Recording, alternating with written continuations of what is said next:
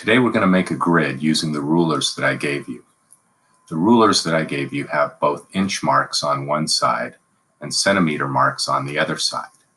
They're not interchangeable. We'll be using the inches.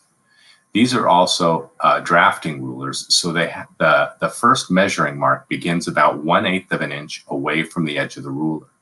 So when you start measuring, you want to make sure that it's lined up with that first measuring mark. The paper is 11 inches wide, so we want to make a mark halfway in the middle. That would be 5.5 inches wide. Slide the ruler down again. Make sure it's lined up with the first measuring mark on the one side and 11 inches on the other side, and make another mark 5.5 inches. With two marks, this gives you the ability to line the ruler up to both marks and create a line that goes down the middle of the paper. Draw lightly, much lighter than I'm drawing. I just want you to be able to see the lines. Now we're going to line the ruler up with the bottom of the paper. Make sure the first measuring mark is lined up with the edge of the paper. The length of the paper is 14 inches. So we're going to make a mark at the 7-inch mark, right on the line that we drew.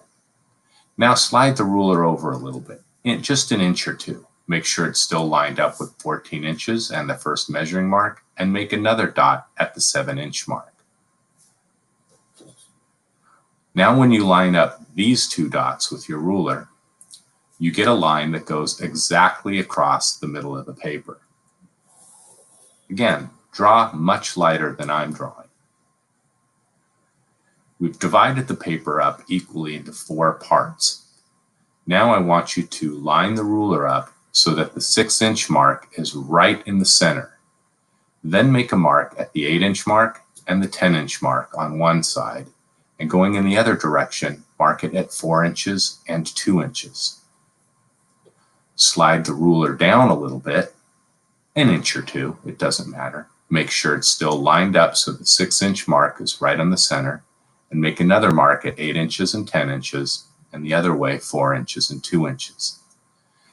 Now when you line up the marks that you've just created, this allows you to create columns that are equally spaced going up and down the paper.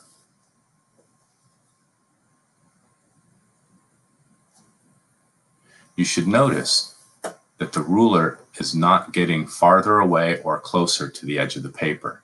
This means you've done it correctly. If you notice that gap getting wider at one side, then you haven't made your marks in the correct locations. It's important that these columns are all exactly 2 inches apart. Now, if you've done this correctly, there will be 4 columns that are 2 inches apart right down the center. Now line your ruler up so that the 6-inch mark is again right at the center, but now the ruler's going in a vertical direction. Make a mark again at 8 inches, at 10 inches, and now at 12 inches. Going the other direction, you want to make a mark at 4 inches, at 2 inches, and then slide the ruler over a little bit. 2 inches, 4 inches, 8 inches, and 10 inches, and 12 inches.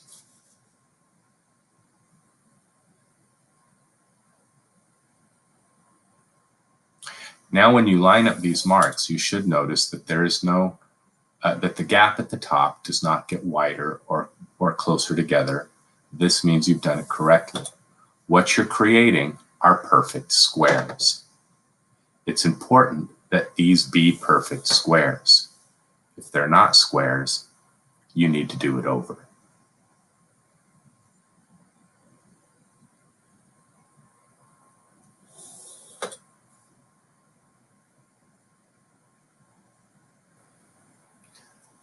Draw one final line that is 2 inches away from the bottom. I forgot to have you measure that out. In the end, your grid should look like this.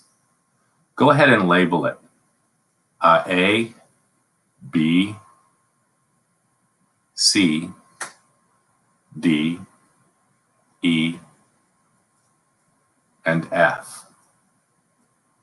Going down, again, make sure you skip the first space and write 1, 2, 3, and 4.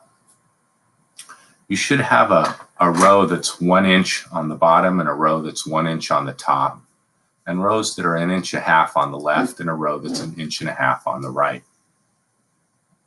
All the squares in the middle should be perfect squares. If they're not, you may have to redo this.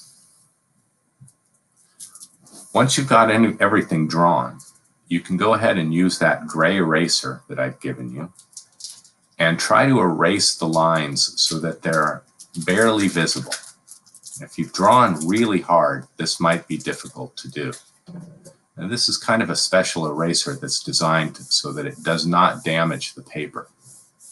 But go ahead and try and clean it up, get rid of any fingerprints or smudge marks, and try to get rid of the lines as much as possible.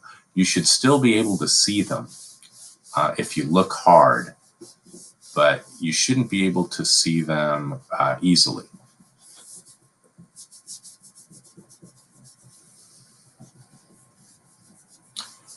And that's about it. You're ready to start drawing.